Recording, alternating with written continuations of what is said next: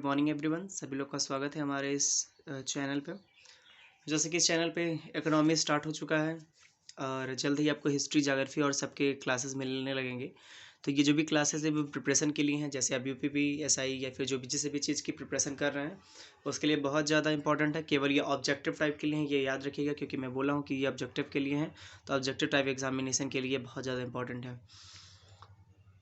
तो कल के क्लास तक हम लोग ये देख चुके थे कि जो हमारा फील्ड है, फील्ड कौन हमारे इकोनॉमिक का कौन कौन सा फील्ड होता है। हमारे इकोनॉमिक का 3 फील्ड होता है, प्राइमरी, सेकेंडरी और थर्सरी, मैंने जो कि बता दिया था। उसके बाद हमने बताया था कि विश्व प्रमुख संकेतक, यानी कि हमारे जो वर्ड पॉइंटर है या फिर जो मेन पॉइंटर है हमारे डेवलपमेंट के, वो क्या है, HDI था, जो भी मैंने कल बता दिया था। ये याद रखेगा इसमें कि जो दो जो नोबेल पुरस्कार मिला था, एक पाकिस्तानी जो अर्थशास्त्री थे वो क्या था, महबूब उल हक था, और दूसरे जो हमारे भारत के थे वो अमर्त्य सेन थे, जी थे। तो ये याद रखिएगा इसके बारे में।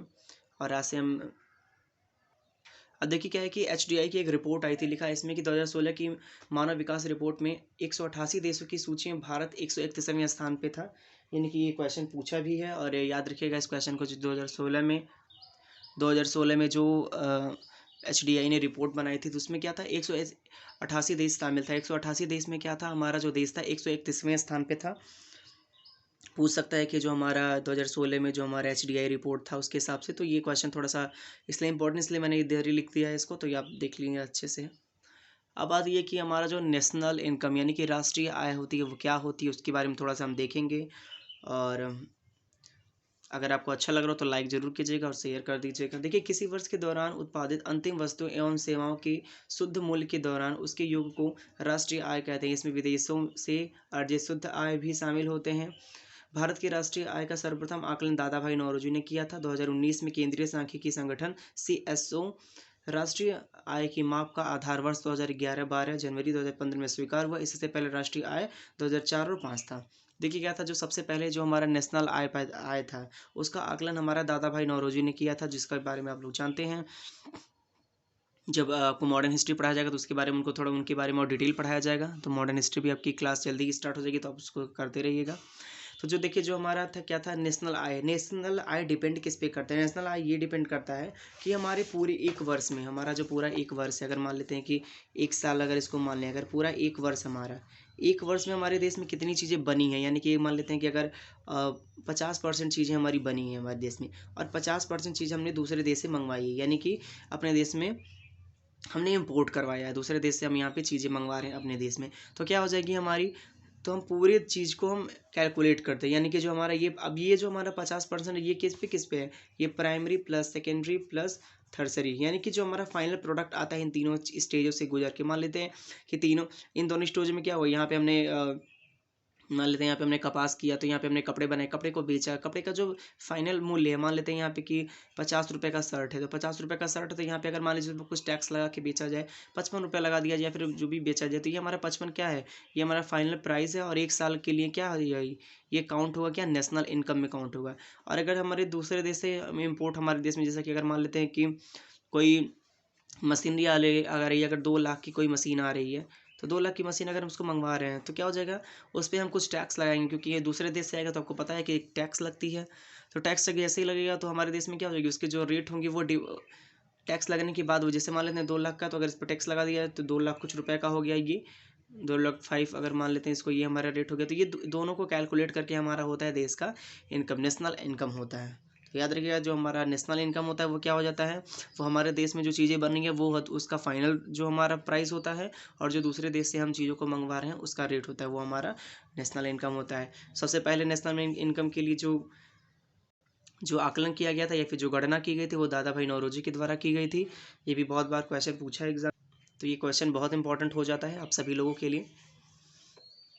और उसके बाद जो हमारा है, अब उसके बाद जो हमारा क्या है कि देख लेते हैं यहाँ पे केंद्रीय सांख्यिकी संगठन, यानी कि CSO, जिसको बोलते हैं राष्ट्रीय आय की माप के आधार। तो क्या है, इस समय हमारा जो भी माप का आधार क्या था, वो 11-12 था। फिर हमारा ये क्या 2015 में स्वीकार हुआ था, जो 11-12 का आधार था वो 2015 में स्वीकार हुआ था। और उससे पहले हमारा क्या चल रहा था, उससे पहले हमारा 2004 और 5 का चल रहा था। तो आपको समझ में मेरे ख्याल से आ गया हो कि नेशनल इनकम आप समझ लीजिए कि जो हमारे देश में प्रोडक्ट बन रहा है उसका फाइनल प्राइस, और जो दूसरे देश से मंगवा रहे हैं उसका भी हम कैलकुलेट करके जो फाइनल हम अपने यहाँ कैलकुलेट करते हैं GDP का, वो हमारे नेशनल इनकम माना जाता है। अब आती है जीडीपी की बात, आती है कि जीडीपी क्या होता है। जीडीपी बहुत बार क्वेश्चन एग्जाम में पूछा भी है, जीडीपी का फुल फॉर्म जानना जरूरी है, जीडीपी कैसे बढ़ता है घटता है वो भी थोड़ा इंपॉर्टेंट हो जाता है। तो जीडीपी क्या होता है, हम जीडीपी का पूरा नाम हमारा है gross domestic product. Gross domestic product हो जाता है, ग्रॉस डोमेस्टिक प्रोडक्ट का मतलब हो जाता है कि सकल घरेलू उत्पाद। सकल घरेलू उत्पाद का मतलब क्या, कि कुछ जो हमारे देश के अंदर जो चीज़ें बन रही है, वो जो प्रोडक्ट हो रहा है उसका क्या देख लेते हैं, एक डेफिनेशन के थ्रू मैं इसको समझा रहा हूँ, देख लीजिएगा। तो देश की घरेलू सीमा के भीतर एक वर्ष में उत्पादित सभी अंतिम वस्तुओं एवं सेवाओं के मौद्रिक योग को जीडीपी कहते हैं। 2014-15 से विकास को स्थिर बाजार मूल्य पर जीडीपी द्वारा मापा गया है। अब देखिए क्या है कि जीडीपी का मतलब क्या है। जीडीपी का मतलब ये होता है, जीडीपी, अगर जीडीपी की बात करें हमारे, तो जीडीपी का क्या मतलब हो जाता है, जीडीपी का मतलब ये हो जाता है कि जो हमारा प्राइमरी, सेकेंडरी और थर्सरी, ये जो हमारी फील्ड है, तो इन फील्ड में क्या, यहाँ पे मान लेते हैं कि गेहूँ हुआ, यहाँ पे हमने क्या किया, इसका बिस्किट बनाया, इसको बेचा मार्केट में, तो गेहूँ 2 रुपये किलो था अगर मान लेते हैं, यहाँ पे बिस्किट हमारा 5 रुपये पैकेट बन रहा था, यहाँ पे फाइनल प्रोडक्ट हमारा क्या हो जाएगा, 5 रुपये का बिकेगा। तो 5 रुपये का बिकेगा तो वो हमारा क्या हो जाएगा, एक साल का जो हमारे पूरे वर्ष में क्या अंतिम उत्पाद बन रहा है। मान लीजिए अंतिम उत्पाद हमारा बना और उसका जो भी हमारा रेट हुआ वो रेट तय हुआ, उस रेट पे क्या करेंगे, जो हमारा सेवाओं के लिए मौद्रिक योग को क्या बोलते हैं, सेवा के लिए जो हम फाइनल प्राइस तैयार करते हैं। जीडीपी का मतलब कि एक साल के भीतर तीनों स्टेज यानी कि प्राइमरी, सेकेंडरी, थर्सरी, यानी कि जो तीनों स्टेज से गुजर कर जो फाइनल प्रोडक्ट बनता है उसी को हम क्या कहते हैं, जीडीपी। वही हमारे देश की जीडीपी तय करता है। तो याद रखिएगा जीडीपी क्या होता है। आगे और जीडीपी के बारे में बात करेंगे। अब देख लेते हैं कि अगला क्या है। अगला हमारा GVA है, ग्रॉस वैल्यू एडेड। बहुत बार पूछ लेता है एग्जाम में कि GVA का पूरा नाम होता है, तो ग्रॉस वैल्यू एडेड होता है, जिसको सकल मूल्य योजित बोलते हैं हिंदी में। अब देखिए क्या है कि GVA हम आपको जीडीपी में सब्सिडी में प्रत्यक्ष बिक्री कर को घटाकर प्रस्तुत किया जाता है। यानी कि प्रत्यक्ष कर क्या हो जाता है, जो डायरेक्ट हमारा टैक्स लगता है उस डायरेक्ट कर को अगर हम अपने जीडीपी से घटा दें तो हमारा क्या बन जाता है, वो GVA बन जाता है। अब हम आगे जब हम टैक्स के बारे में पढ़ेंगे तो आपको बिल्कुल क्लियर हो जाएगा कि डायरेक्ट टैक्स क्या होता है, इनडायरेक्ट टैक्स क्या होता है। फिर उसके बाद हमारा जो स्टेट टैक्स पे क्या कौन कौन से टैक्स हमारे स्टेट के अंतर्गत आते हैं, कौन कौन से टैक्स हमारे सेंट्रल के अंतर्गत आते हैं, तो आगे हम टैक्स की क्लास में बहुत अच्छे से क्लियर करेंगे। तो मतलब जीवीए जो हमारा सकल मूल्य योजित होता है, यानी कि जीवीए जो हमारा ग्रॉस वैल्यू एडेड होता है, वो क्या होता है, अगर जीडीपी में से हम डायरेक्ट जो हमारा टैक्स उसको घटा दे तो हमें क्या हो जाता है, जीवी मिल जाता है। अभी इतने ही पढ़ने की ज़रूरत है, बहुत ज़्यादा नहीं, क्योंकि आगे हम और अच्छे से क्लियर करेंगे इसको। आगे क्या है, GNP है, ग्रॉस नेशनल प्रोडक्ट हो जाता है। ग्रॉस नेशनल प्रोडक्ट क्या हो जाता है, आप देख लेते हैं।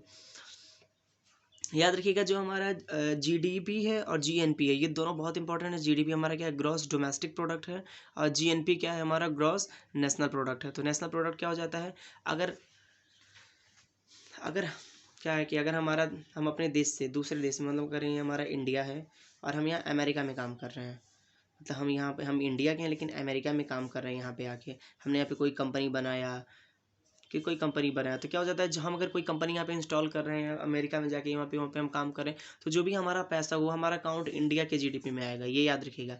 या फिर अगर अमेरिका वाले में इंडिया में आके काम करें, यहाँ पे अगर इंडिया में सेटअप बनाए या फिर जो भी है, तो यहाँ का जीडीपी अमेरिका में काउंट होगा, ये याद रखिएगा। यहाँ का जो पैसा होगा या फिर जो भी वो कमाई कर रहे हैं, जो भी चीज़ें हैं, वो हमारा क्या, वो उनका अमेरिका में काउंट होगा। और अगर हमारे वहाँ का कोई अमेरिका में काम कर रहा है तो हमारे इंडिया में काउंट होगा। उसी को हम क्या बोलते हैं, उसी को हम बोलते हैं GNP, ग्रॉस नेशनल प्रोडक्ट। तो यानी कि किसी देश के नागरिक द्वारा एक निश्चित समय अवधि या फिर सामान्य एक वर्ष में उत्पादित अंतिम वस्तुओं और सेवाओं की मौद्रिक मूल्य को GNP बोलते हैं। तो याद रखिएगा कि GNP का मतलब हो जाएगा, तो हो जाता है कि अगर अपने देश से या फिर आप मतलब भारत के अमेरिका में काम करने जा रहे हैं, तो क्या हो जाता है, अगर आप अमेरिका में काम करने जा रहे हैं, वहाँ पे कोई कंपनी बना रहे हैं या फिर आप काम कर रहे हैं, तो आपका जो भी एक साल का पैसा होगा या फिर जो भी आपका कमाई है या फिर जो भी आप कर रहे हैं वहाँ पे, तो वह क्या हो जाता है, आपका काउंट होता है हमारे देश की जीडीपी में।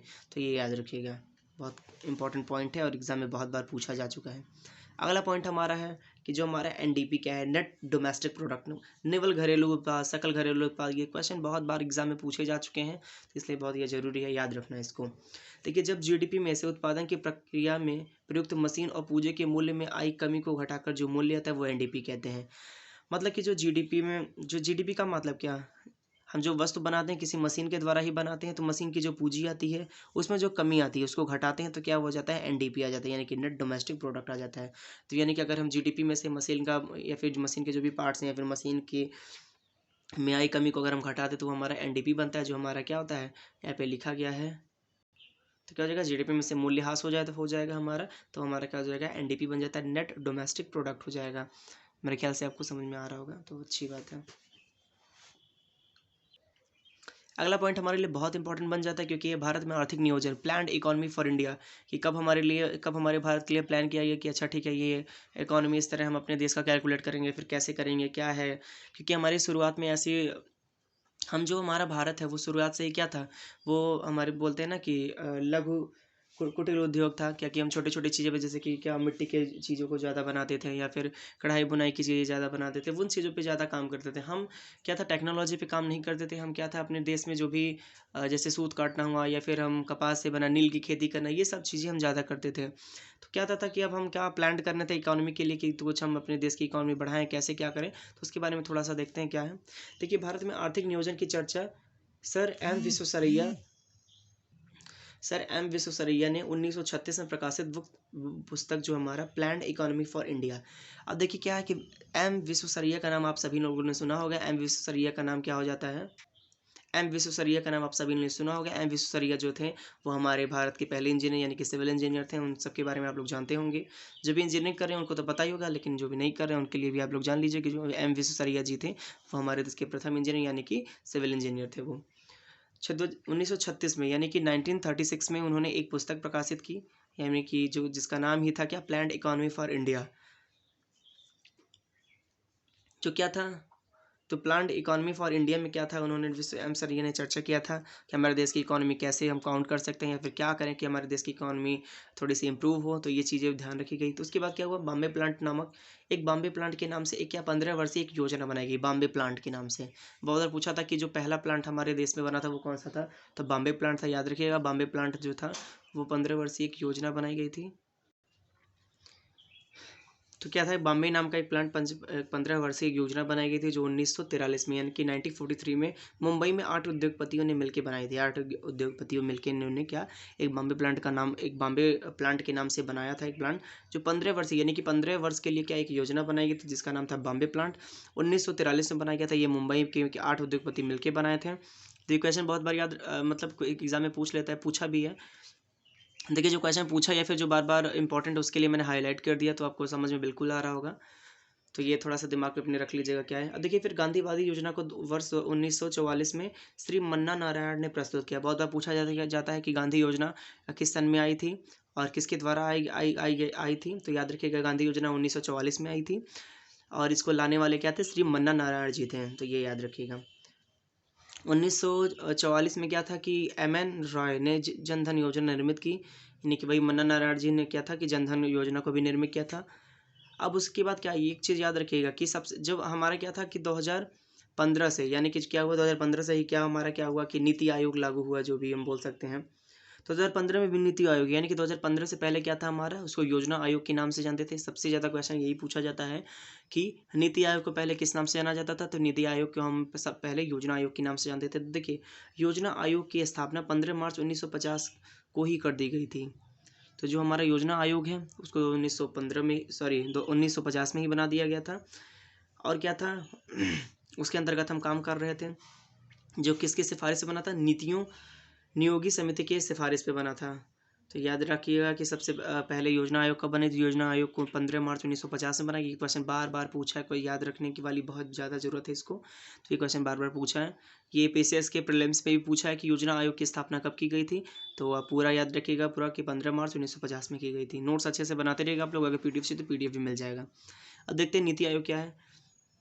देखिए, नीति का पूरा नाम होता है, अब जो नीति आयोग था, नीति आयोग कब हुआ, जब हमारे मोदी जी आए तो क्या हुआ कि नीति आयोग बनाई गई।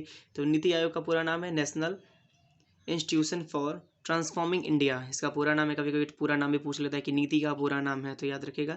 योजना आयोग को परिवर्तित करके हमने क्या बनाया, नीति आयोग के नाम से बनाया, जो मोदी जी के आने के बाद हुआ है। तो देख सकते हैं, योजना आयोग के स्थान पर इसका गठन 1 जनवरी 2015 को किया गया। यह आयोग विकास प्रक्रिया में निर्देश एवं रणनीति परामर्श देगा।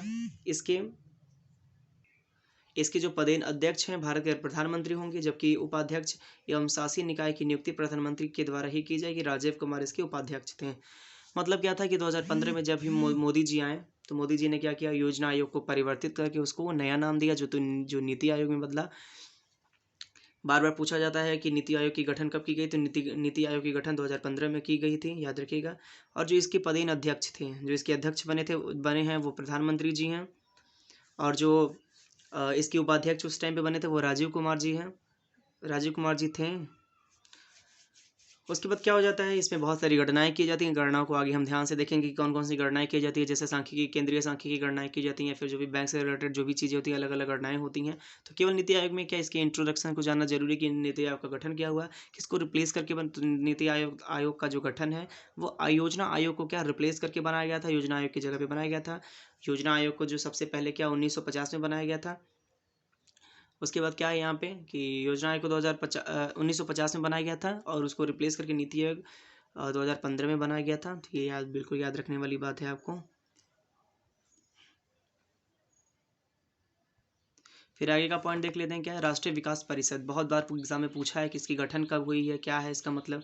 तो देखिए जो राष्ट्रीय विकास परिषद यानी कि नेशनल डेवलपमेंट काउंसिल, ये बहुत बार पूछा था कि एनडीसी क्या है। लोग बोलते हैं ना एनडीसी बोलते हैं, उसका पूरा नाम क्या है, नेशनल डेवलपमेंट काउंसिल होता है, जिसको हिंदी में राष्ट्रीय विकास परिषद बोलते हैं। एनडीसी की स्थापना 6 अगस्त 1952 को की गई थी। ये परिषद योजना आयोग द्वारा बनाई गई थी, योजनाओं को अनुमति देता है। यानी कि जो हमारा एनडीसी नेशनल डेवलपमेंट काउंसिल है, उसकी जो स्थापना हुई तो 6 अगस्त 1952 यानी कि 6 अगस्त 1952 को की गई थी। ये क्या करता है, ये योजनाओं को क्या अनुमति देता है, जो क्या परिषद योजना को एक जो कि बनी होती है किसके द्वारा, परिषद योजना के द्वारा, यानी कि परिषद योजना के द्वारा ये बनी होती है। और ये योजनाओं की अनुमति देता है कि जैसे बहुत सारे बनते हैं ना कि जैसे प्रधानमंत्री ये योजना, प्रधानमंत्री वो योजना, ये जो योजनाएं बनती हैं तो ये योजनाएं किसके द्वारा बनती है, वो एनडीसी के थ्रू बनती है, यानी कि नेशनल डेवलपमेंट काउंसिल के द्वारा बनाई जाती है, जो परिषद योजना के अंतर्गत आती है। जो परिषद योजना इसको गठित करती है और इसके अंतर्गत योजनाओं को अनुमति दी जाती है। अब अगला देख लेते हैं, एक आज का लास्ट पॉइंट क्या है। देखिए पंचवर्षीय योजना है। पंचवर्षीय योजना बहुत ज़्यादा इंपॉर्टेंट है। पंचवर्षीय योजना से क्वेश्चन आने फिक्स हैं। अगर आप पीसीएस के प्रीलिम्स देने जा रहे हैं या फिर कोई भी एग्जाम देने जा रहे हैं तो कभी कभी पंचवर्षीय योजना के क्वेश्चन आ जाते हैं कि क्या है क्या नहीं है। तो पंचवर्षीय योजना की जितने भी आज तक अभी तक के पंचवर्षीय योजना चले हैं उसको हम एक वीडियो में देखेंगे कि पंचवर्षीय योजनाएं क्या होती हैं। तो 5 ईयर प्लानिंग इसको बोलते हैं इंग्लिश में, कभी कभी एग्जाम में पूछ लेता है 5 ईयर प्लानिंग क्या है, तो वो आप बता सकते हैं। देखिए भारत में प्रथम पंचवर्षीय योजना की शुरुआत अप्रैल 1951 को की गई थी, यानी कि 1951 में सबसे पहले क्या किया गया, पंचवर्षीय योजना की गठन की गई थी। प्रथम पंचवर्षीय योजना हैराल्ड डॉमर ने सबसे पहले पूछा था कि जो हमारी पंचवर्षीय योजना है वो किसने दिया था, किसके हिसाब से चलता है, वो हैराल्ड डोमर है। बहुत इंपॉर्टेंट क्वेश्चन बार बार पूछा है। तो हैराल्ड डॉमर के मॉडल पे आधारित है। और द्वितीय पंचवर्षीय योजना जो है वो पीसी महालनोबिस मॉडल, यानी कि देखिए जो सेकंड वाला है वो पीसी महालनोबिस के मॉडल पे आधारित है।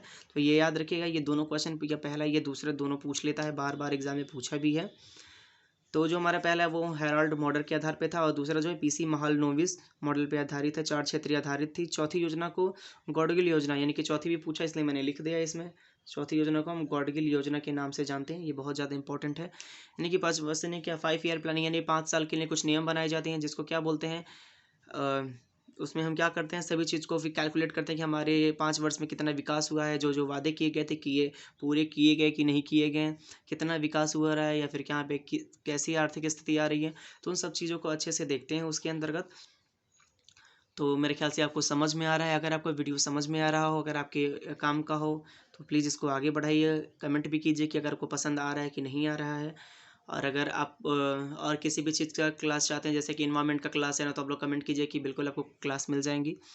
और सब्सक्राइब कर लीजिए अगर आपको अच्छा लग रहा हो। बेल आइकन ज़रूर दबा लीजिए ताकि जो भी हमारी नोटिफिकेशन है आपको मिल जाए। Thank you.